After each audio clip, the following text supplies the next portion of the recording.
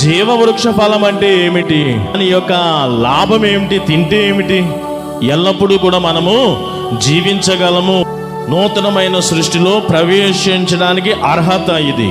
జీవవృక్ష ఫలము అనేది ఒకలాగా చెప్పాలి అంటే కరోనా సమయంలో మనము వేసుకున్నటువంటి కోవిషీల్డ్ ఇలాంటివన్నీ చూసారా, ఈ యొక్క మెడిసిన్తో నేను చిన్నగా పోలుస్తున్నా అర్థం అవడానికే. ఎందుకు వేసుకున్నారు మీరు అంటే వచ్చింది తగ్గడానికి అంటారు, అది కాదు. కరోనా రాకుండాలాగన దీనిని మనం వేసుకున్నాం, సేమ్ అంతే.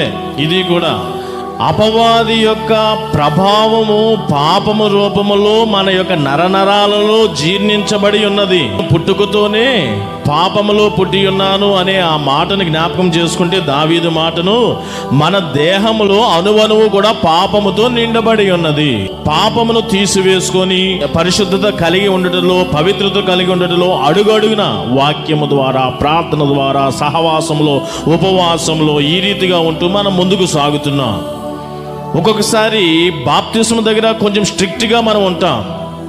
అంత మాత్రాన మీరు బాప్తిస్మ తీసుకున్న వారు పాపం చేయకుండా ఉన్నారా? చాలామంది బాప్తిస్మ తీసుకున్న వారు కూడా ప్రభు బలకు అర్హులే కదా. అయితే చాలామంది అదేంటో తెలియదు, ప్రభు భోజన సంస్కార విందులో పాల్గొన్నారు. అంటే బాప్తిస్మ తీసుకున్నప్పటికీ కూడా వారిలో ఏం ఫీలింగ్ ఉన్నదంటే, ఇంకా నేను అంత అర్హత లేనివాడిని, పాపంలో ఉన్నవాడిని అనే భావన. ఎప్పటికీ బాప్తిస్మ తీసుకున్న తర్వాత కూడా ఈ ఆలోచనలో ఉన్నారు చాలామంది. పోని ప్రభు భోజన సంస్కార విందును స్వీకరించిన మీరు పాపం చేయకుండా ఉన్నారా? బాప్తిస్మ తీసుకున్నాక మరలా పాపం చేసామని అంటున్నారు. ఓకే, మరలా ప్రభు భోజన సంస్కార విందు తీసుకున్నాక కూడా పాపము చేయలేదా మీరు? ఏదో విధంగా చేస్తూనే ఉన్నారు. మనము ఉపవాసంలో ఉన్న పరిశుద్ధత కలిగి ఉండిన మరలా ఎలా వచ్చేస్తుందో పాపం వచ్చేస్తుంది. సహవాసంలో ఉండి పరిశుద్ధతలో ఎంతవరకు గడిపేమని మళ్ళీ లోకంలోకి వెళ్ళినా ఎలా వచ్చేస్తుందో మరలా పాపం వచ్చేస్తుంది.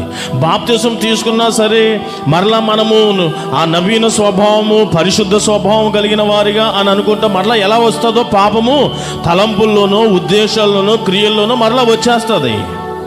చివరికి ప్రభు భోజన సంస్కారపు ఆయన శరీరంలో, రక్తంలో పాల్గొనినను సరే మరలా ఎలా వస్తుందో ఒక ఇన్ఫెక్షన్ వచ్చినట్లుగా మరలా పాపం నీలోకి వచ్చేస్తుంది. దాని అంతటికి అడ్డుకట్టే ఫైనల్గా ఈ యొక్క జీవవృక్ష ఫలము.